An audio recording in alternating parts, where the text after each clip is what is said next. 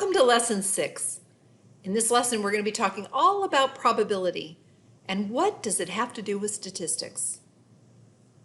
So in this video, I'm going to talk about the role of probability and its relationship to inferential statistics. And then we're going to talk about two different measures, proportions and probabilities. Probability is the underlying concept of inferential statistics. Who knew? It forms a direct link between samples and the population that they come from. This might not make sense now, but hang in there, you'll get it. If we know the parameters of a population or the characteristics of a population, we can determine the probability of a sample. And if we have sample statistics, we can make decisions about the population from that sample using probability. So let's just assume this bag represents the population and the marbles represent the parameters or characteristics of the population. There are 10 marbles in the bag, and we're going to take a single sample of one marble. Knowing about the population, we can determine the probability of our sample of 1.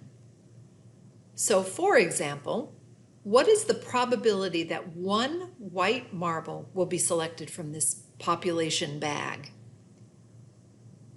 Let's think about it. One white marble. There are 4 white marbles in the population. There are 10 total marbles in the population, which translates to what we call a 40% chance of getting a white marble, right? There's a 40% chance, 4 out of 10. That is the probability. Using proportions of a population helps us to identify the probability of the samples that might come from that population.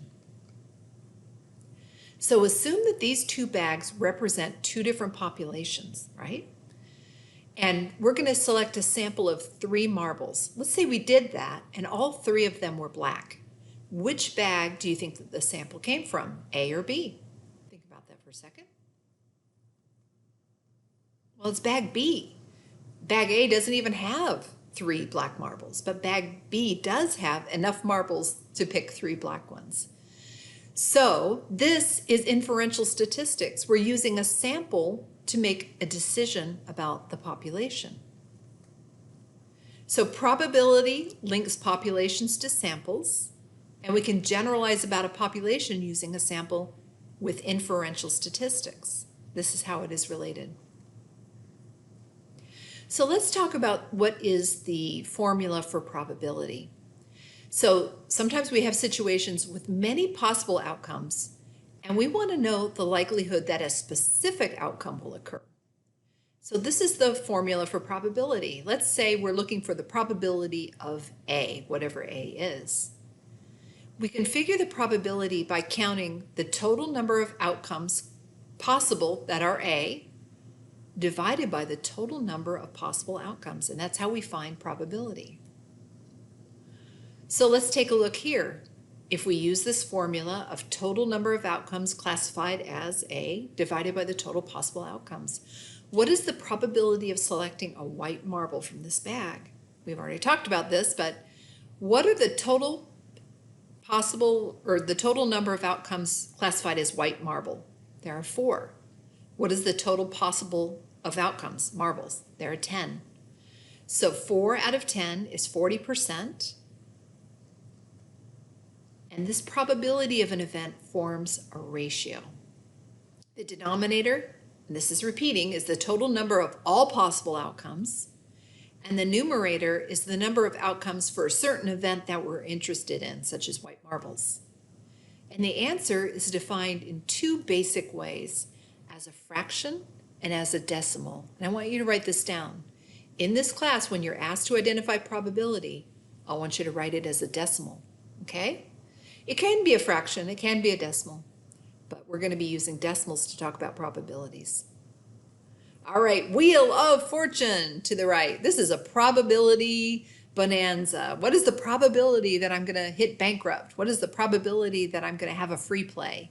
We can figure this out by determining the total number of outcomes or desired outcomes or undesired outcomes in the case of bankruptcy, divided by the total number. That's how we figure out probability. So all possible probability values have a limited range from 0 to 1. Remember, these are decimals that we're going to be talking about. 0 means that there is 0% that an event will occur, and 100% means there's a 100% chance that an event will occur, or 1 means that. So probabilities will range from 0 to 1. They won't be less than 0, they won't be more than 1. So that is the range of our probabilities. So probability is a positive number. We can't have negative probabilities. It's always going to be between 0 and 1. And probability provides the likelihood that a specific event is going to occur. What is the probability of something occurring? So in this class, we're also going to be writing probability with the letter P, the lowercase letter P. You might want to write that down too. And if we are writing probability as a decimal, which we will be doing in this class, an example is 0.50. But sometimes people do talk about probability as both fractions and percentages. These all mean the same thing. So 1/2 is equal to 0.50, which is equal to 50%. They all talk about the same phenomenon. But in this class, like I said, we're going to be using decimals. Probability can be written as either being less than some value or greater than some value. So, for example, if I have probability of less than 0.05, it means the probability of the event taking place is less than 5%. So we're going to be using these lesser than and greater than symbols with probability. All right, let's think about this. What are all the possible outcomes of a coin toss? So if you're tossing a coin, what could come up? You could have heads and you could have tails. There's 2 possible outcomes, right? So what is the probability if you toss a coin of getting heads? Well, how many outcomes are we talking about? We're talking about 1 outcome as a head divided by 2 possible outcomes, which gives us the probability of 0.5 or 1/2 or 50%. But 0.5 is our probability. So if we have 0.5 probability for heads, what's our probability for tails?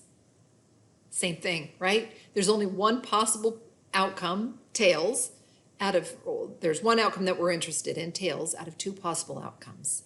1 divided by 2 is 0.5. That's the probability, 50-50, as they say. So I'm going to ask you, what if it's tossed again? Which way will it land on a second toss? So let's say we got heads the first time. What's it going to be the second time? We don't know. Each toss is independent, and each outcome is independent. So the outcome of a second toss of the coin isn't related to the previous toss. If you think otherwise, you're committing what's called the gambler's fallacy. I've seen this happen. I've seen this in Vegas, where people are at the roulette table and they see that it's come up black for the last 10 times, so it must be red on the next one. But no, it's every single spin of the wheel or toss of the coin is independent, and therefore the probability is reset with every single toss. So I'm going to ask you this question. If you were to toss a coin 50 times, and in the last 30 of these you received heads each time, what would be the probability of having the next coin be tails? Think about that. It's 50%, or 0.5 is the probability. Each coin is an independent event, each coin toss, and it doesn't matter about the previous toss. Okay, keep that in mind when we talk about probability. I'll see you at the next video.